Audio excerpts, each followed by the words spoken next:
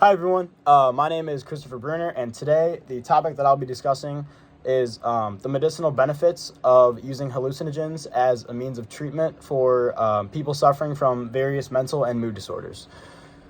So, for starters, hallucinogens are a class of drugs that consist of psilocybin, LSD, and many others such as peyote, which are found in things like quote-unquote magic mushrooms, and then basically psychoactive drugs that can alter your state of mind and the perception of the world around you.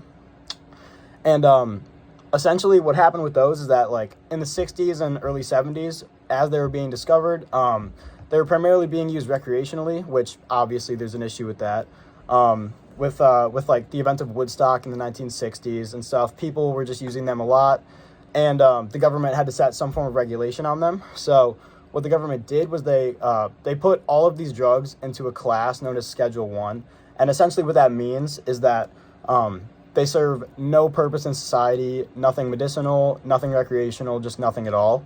And basically what I'm here to argue today is that they do essentially have a medicinal purpose in today's world. And I have evidence to back that up. So just a couple studies that I've read up on are a couple done at Johns Hopkins and Harvard University. They've looked at war vets who come home, and specifically ones who suffer from severe cases of depression and PTSD. They've essentially done clinical trials with these, and they have given them like small, like managed doses of psilocybin, and they do this like clinically induced trips is what they call them when someone undergoes taking these substances. And basically they monitor the patients and like what they're experiencing and stuff in like short increments of time. And they do this for like a couple times over like a 6-month period. And the results of the studies that they found were actually really, really promising. As of today, there is no known like cure for any like form of depression or anxiety or anything like that. People just take things like antidepressants and stuff to like ease the effects of them. But what these studies shown is that because of something called neuroplasticity, which is these drugs literally go into your brain and they interact with the receptors in a way that changes the neural connections. So it does away with the old ones and forms new ones. And that can obviously have like mind-altering effects for like how we think and everything like that.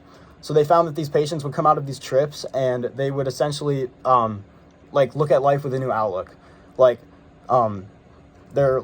their state of mind in terms of like their depressive episodes went increased dramatically for the better.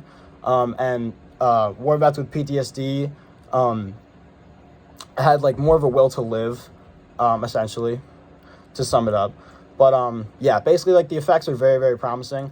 And this is really interesting to me because as a neuroscience pre-medicine major here at Ohio State, I want to learn all about the brain and how different substances interact with it. And I know so many of my friends, myself included, and members of my family who have been suffering or have also just suffered in general from different forms of mental illness that include but are not limited to depression, stress, anxiety, all that kinds of stuff. So not only does my passion and what I want to do with my life and career center around this topic, but also it's definitely very prevalent to me in my personal life. So I would really, really love to research this, and I hope that this has been really interesting for you guys. Yeah, thank you for your time and consideration. Have a good day.